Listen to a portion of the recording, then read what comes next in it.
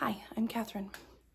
Welcome to My Making an Adventure, a video podcast where I share about all of my crafty things that I've been up to. Today is Saturday, January 20th. It has been a fabulous, snowy, frigid few weeks where we have had lots of negative temperatures in Fahrenheit, including highs in the negatives for a few days. So it's been kind of chaotic. That's not typical for where I live, and neither is having over a foot of snow on the ground. So I'm sort of loving it. If it were a little bit warmer, that'd be nice, but also I'm really glad that the snow hasn't melted already. I hope you are having a nice, cozy winter as well. Today, I am wearing my Midnight Waffle cardigan. This pattern is by Grace. I think For the Frills is her design name. And I found this pattern before I was a knitter. This is a crocheted cardigan, and I crocheted this with Hobie Tweed Delight, the same as the hat and gloves that I've made this year, that I've knit this year. Excuse me. I must have been very much off gauge despite my best attempts with this sweater. And I am very unhappy with the way it fits me as a result. The sleeves are much too big. And while it might be a style some people enjoy, I prefer more of a fitted sleeve. And it is very overall slouchy. I did know as I was going that it was bigger than I wanted, and I made adjustments as I could. However, the construction is such that I felt very limited in my ability to adjust it as I went. I did make the sleeves even less deep than what the pattern was suggesting. I ended up, you knit, you crochet all three of the panels in one go, leaving gaps for the sleeves, and then you seam up the shoulders at the end. And sorry, I ended up just seaming up part of the underarm because I knew I didn't want my sleeves to be that large. I also believe that I attempted some decreases in the sleeves, which were not written into the pattern. However, I still feel like the ribbing is supposed to close in, and instead it flares out. So I hardly ever wear this. It's also a thick, crocheting gives you a really thick fabric, and it's really warm. So much so that even when it's really cold in my home, I get too warm in the sweater. So I wanted to wear it. I don't know if I've worn it yet on a podcast because I'm not very pleased with it, but I am thinking of attempting to frog it and use the yarn for a Mulsa cardigan this year. The pattern is being re-released, I think, in March. So I have some time. I am a little bit concerned that due to the tweed nature of the yarn, that it would be quite difficult to frog, especially since some of it's already been frogged and re-crocheted with, and I've worn this cardigan a few times, so it's had a chance to wear and pill quite a bit. So the pockets are seamed on afterwards, and I'm considering starting there with my frog attempt, although undoing the seam might be quite tricky, although I can see it pretty well here. So maybe I don't need to worry about that as much as I thought I did. So that is what you might expect to see also in the future. And I wanted a record of this on my podcast, so I decided to wear it today. It's also like negative 12 degrees Fahrenheit right now, so my house is cold. So it felt like a good fit too. I'm going to try to stand up here. Pardon the noise of the chair. In my small space.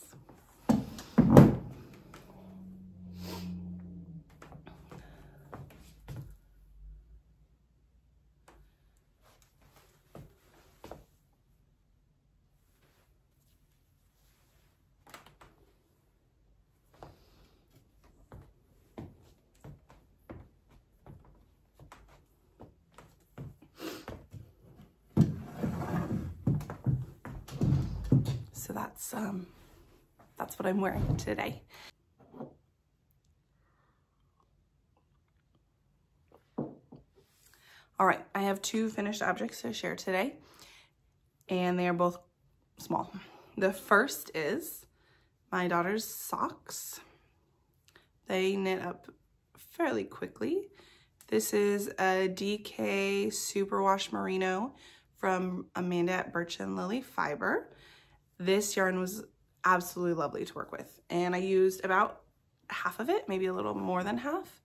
So I think I have enough to make my other daughter a pair of socks as well. However, I wasn't crazy about how these fit my daughter when I was finished with them, even though she was like trying them on as I went. So I have to have a think about that before I make a second pair of socks. I'm wondering if she let me do it all ribbed like I wanted, if they would fit better. And I will probably be able to do that for my other daughter. So maybe that will be enough to get me going again.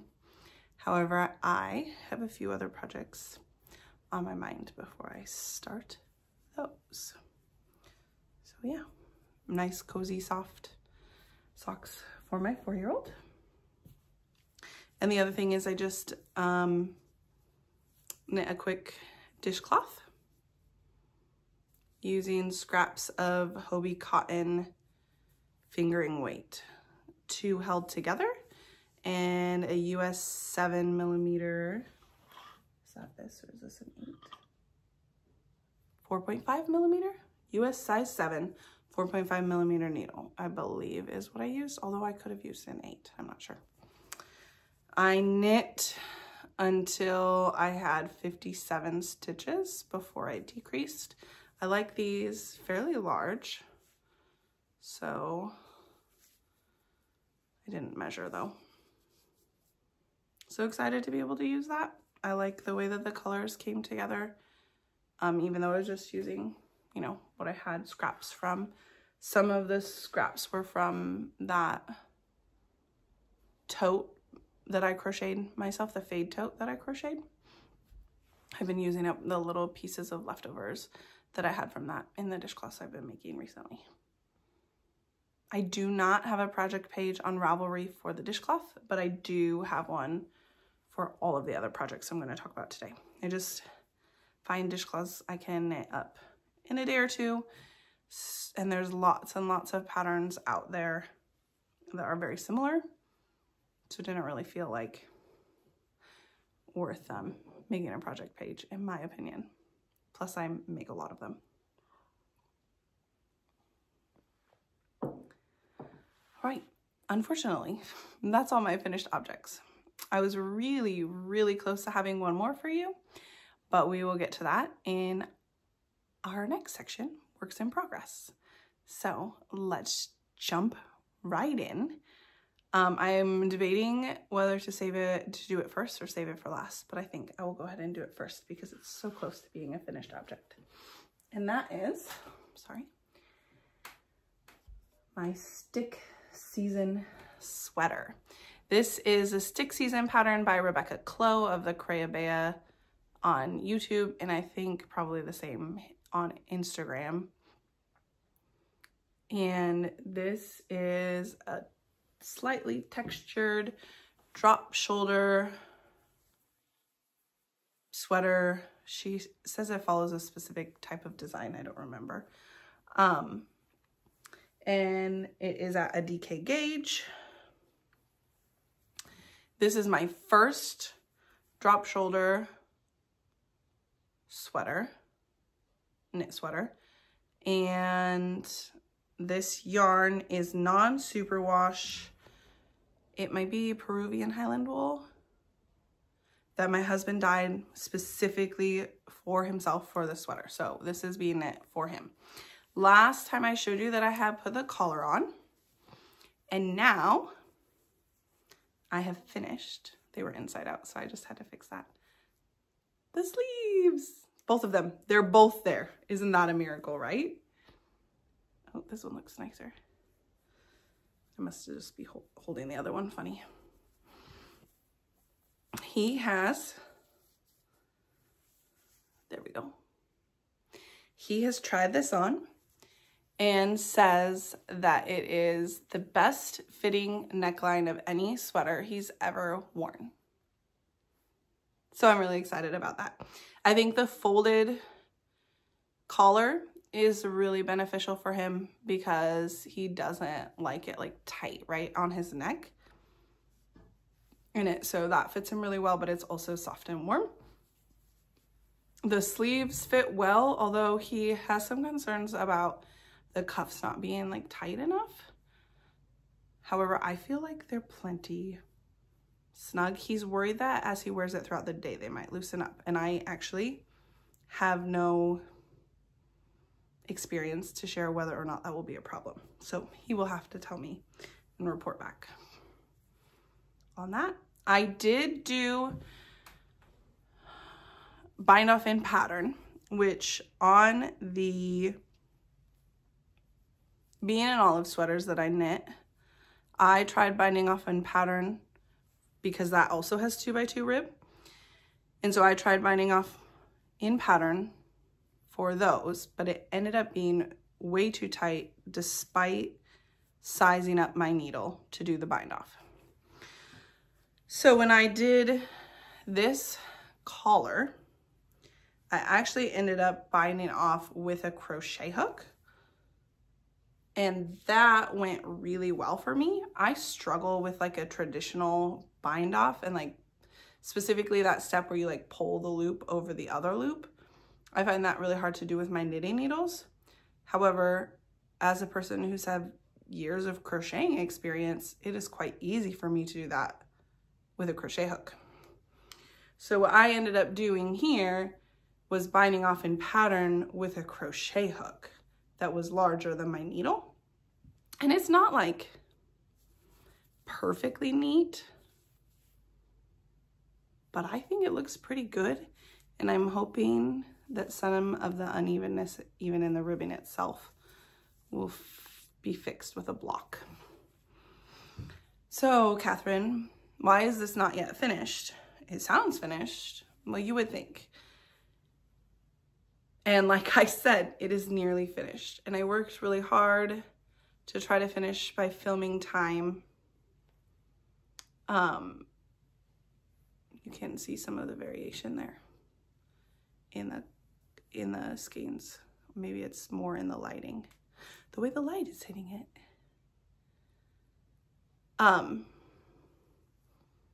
I even delayed filming for a day to try to finish, and I have like 4 rounds left in the bind off.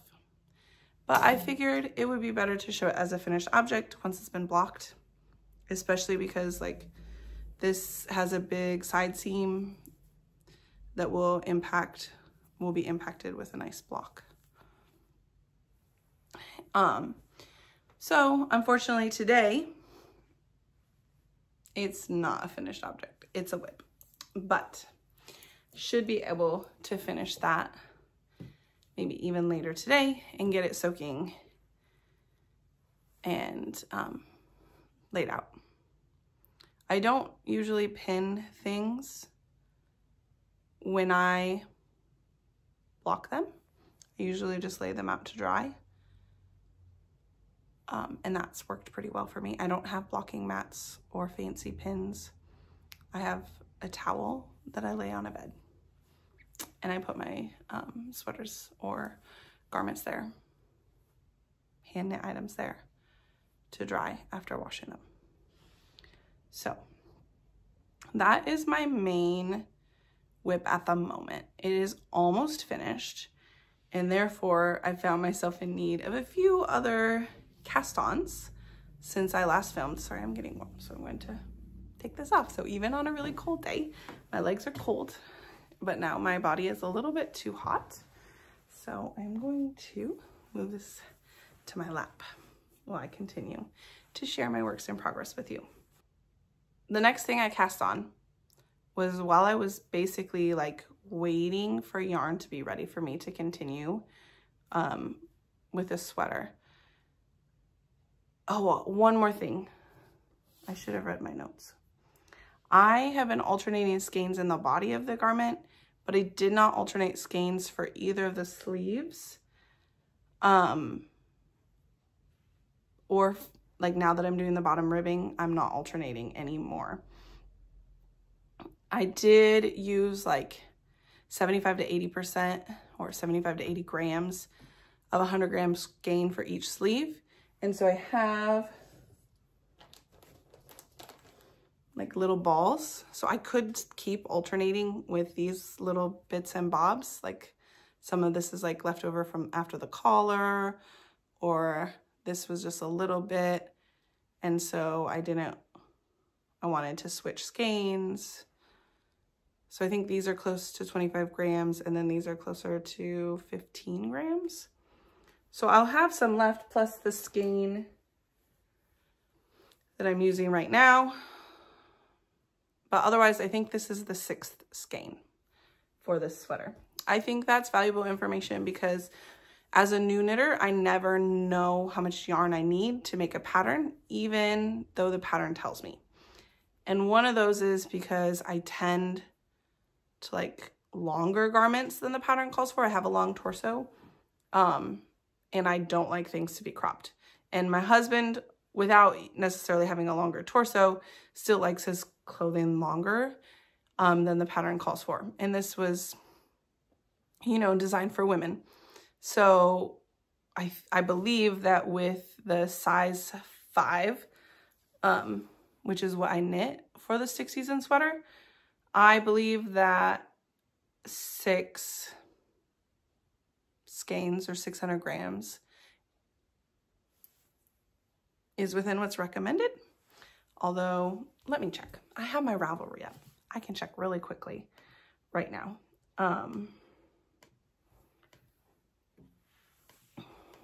So for the size 5, the recommended, does she have it in, she only has it in yards. 1, 2,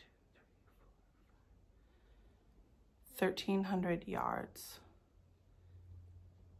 which would be in 6, because DK weight is like 240 or 250 yards per 100 grams.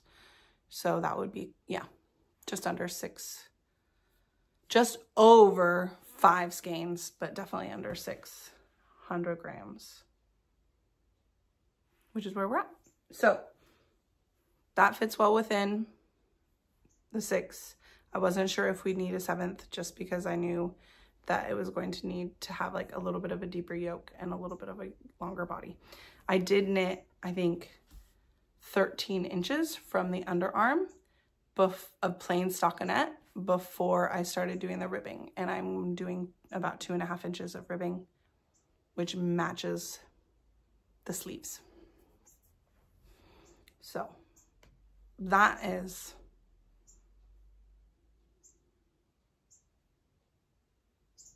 my notes on the 6 season sweater, and both of us are really excited to have it finished and to take turns wearing it. I don't know who will win. It probably depends on if it's wearable tomorrow, he will wear it to church. If it's not, then I'll probably wear it to work on Monday or Tuesday. Not that he won't wear it around the house before then. All right, next WIP.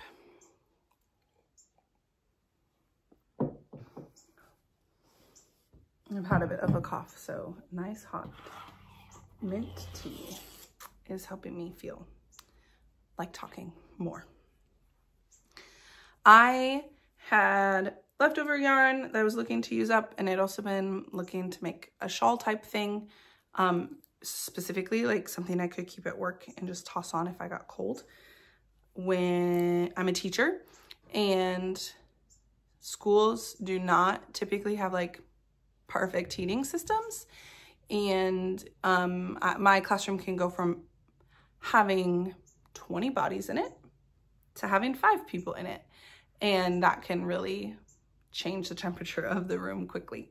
And I thought a shawl would be like a really nice thing to have in my classroom. So this is leftover Swish DK. I have no idea what's going on there. I think I tied some of my ends together so that they wouldn't get in my way. Can I push you to the back? I can just unclip them. I clipped them so that they wouldn't hang down and get tangled with my yarn as I was knitting. This pattern is from Yarnspirations, and it's like a DK shawl. It's very simple. I adjusted it so that the top would be a built-in I-cord. I think I'm doing it correctly, rather than it was just like a garter edge, and I don't like the look of that, but I do like the look of that I-cord edge, and it's very simple. This increasing is very similar to the dishcloth, and the decreasing will be as well, and I'm just going to knit it larger and then knit it smaller. So this was a free pattern that I found on Ravelry, and yeah, like I said, it's by Yarnspirations. It's like a 2-page PDF, and it worked for me. I have quite a few other colors that I can switch in and out. I don't think I'm trying to make it symmetric or anything. I'm just going to knit and change colors. I think like I'm ready to change colors now, even though I still have more of this. I'll add this in later. Yeah, so just knit and change colors as I go, using up my scraps. But this is sort of like a back burner project, not a priority project. It just is there for me if I need some simple knitting. If one of my other projects gets to a complicated part and I'm not really ready to deal with that, then I can pick that up and work on that.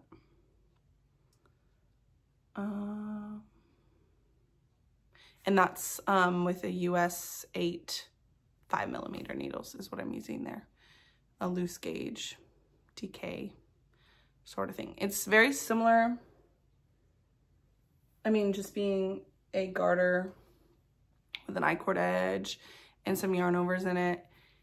The hibernation, I'm gonna get it wrong. Habitation Throw by Helen Stewart is a blanket that I'm interested in making. And I thought starting with a shawl that has some of the similar elements and seeing if I was willing to do that like bigger picture for a blanket before I started thinking through yarn and stuff, that would be valuable use of my time and resources. So am I willing to do this on a larger scale? That's the test of the shawl without costing me any money up front. All right, my next and last work in progress is the Musselburgh hat that I am making. I made one recently for my husband and he loves it. And when my sister was visiting, she was like, I'd like one. And so naturally I said, what color? And the yarn has been dyed and it has been approved and re-dyed. I dyed mini skeins, and then my husband dyed mini skeins in like a little bit of a fade so she could pick the one that she liked the best. And then when we saw her at Christmas, she picked, gave a little bit of feedback, we adjusted, and we dyed some superwash merino fingering. If I put it more closer, further, oh yeah. So it is not brown. I feel like one of the pictures I put on Instagram made it look brown. It is a deep red.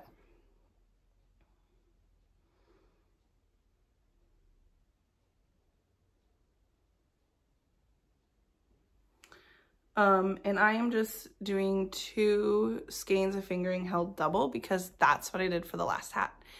And I didn't want to have to do any decision making with this knitting. I just wanted to like do what I did last time because she liked the way that hat fit. So I was like, could do DK weight and get maybe a similar gauge, but I don't know if it would be exactly the same or not. Not that this is going to be exactly the same because it is different yarn. Needless to say, I finished the increases, and right here is the last increase row. So I've done a few tiny little bit of knitting in the round on it. My gauge loosens up a lot as I start to knit in the round regular without having to knit on a small circumference. So yeah, here's where I'm at. The plan is to knit 5.5 inches stockinette, 6 inches of 2x2 ribbing, 5.5 inches of stockinette, and then do the decreases, which is what I did with the other Musselburgh I made. I am using a US 5 3.75 millimeter needle, and I do not have a hat cord. Like I think people have needles and cords that they use specifically for hats.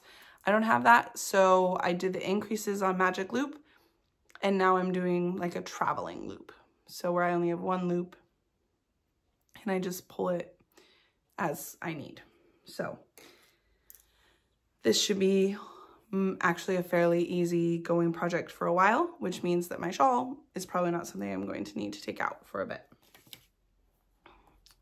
So yeah, that is what I have for my works in progress. I am really excited about them. And this actually, Musselburgh hat is on my Make 9 board. So I'm already getting started. Good job, Catherine. It's only January and you're already working on your goals for the year. I am really excited to cast off, bind off, and be able to wear the stick season sweater. And with finishing up that project, I do plan to cast on something new. At the moment, my plan is Carla's dress by Petite Knit, which I'm making, I think, probably the largest size there. The setback, well, number 1, I need the large cord. Number 2, I can't decide whether to do a gauge swatch or not. It's this yarn. This yarn. So I've already knit with it, but the needle size is different and the gauge is different. But I feel like my gauge swatch is never actually super accurate compared to when I actually start the project anyway. So right now the plan is just to start it and see how it goes and measure my gauge as I go. The top down raglan, and it's for my 4-year-old, so I should be able to try it on her as I go as well. So those are the plans, and I'm excited. So I hope that you are enjoying cozy winter knitting that is bringing you joy, and thank you for joining me today for my making adventure. God bless.